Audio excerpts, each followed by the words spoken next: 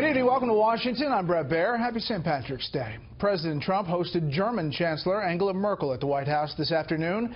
Both leaders offered to work together where interests align and gave public recognition to areas of cooperation, especially in Afghanistan and Ukraine. But it was President Trump pointing to a possible shared experience that raised eyebrows and produced even more questions on a story that has consumed the White House for 2 weeks.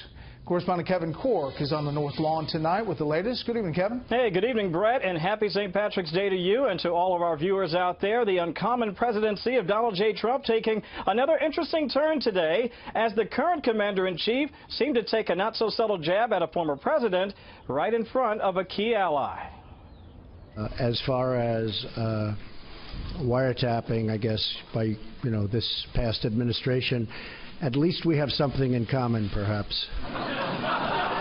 In many ways, it was the irony of ironies. There he was, the president, fielding questions about claims the White House repeated that former President Obama used the UK's spy agency, the GCHQ, to eavesdrop on him after the 2016 election, all while standing right next to the German chancellor, whose phone was in fact tapped by the NSA under President Obama. All we did was quote a certain very talented legal mind who was the one responsible for saying that on television. I didn't make an opinion on it. The explosive claim picked up by White House officials after listening to Fox's senior legal analyst, Judge Andrew Napolitano. 3 intelligence sources have informed Fox News that President Obama went outside the chain of command. He didn't use the NSA, he didn't use the CIA, he didn't use the FBI, and he didn't use the Department of Justice.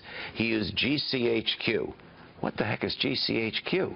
That's the initials for the British spying agency. However, the Fox News division was never able to match the claim. But that didn't stop White House Press Secretary Sean Spicer from repeating it. Judge Andrew Napolitano made the following statement, quote, 3 intelligence sources have informed Fox News. That claim has since reverberated across the globe, all the way to 10 Downing Street, where today a spokesman for British Prime Minister Theresa May said, "We've made clear to the administration that these claims are ridiculous and they should be ignored, and we've received assurances that these allegations will not be repeated."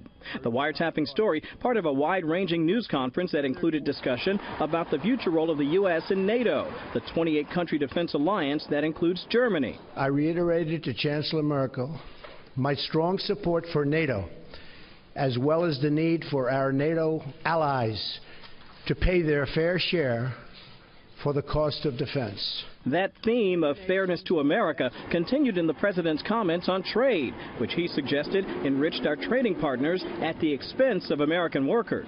All I want is fairness. Germany's done very well in its trade deals with the United States. Of course, Brett, the two leaders will get a chance to meet face-to-face once again. That happening this summer in July at the G20, hosted by Chancellor Merkel and the Germans. Brett. We'll have much more on all of this with the panel. Kevin, the Secret Service is under fire tonight for 2 separate incidents involving the White House.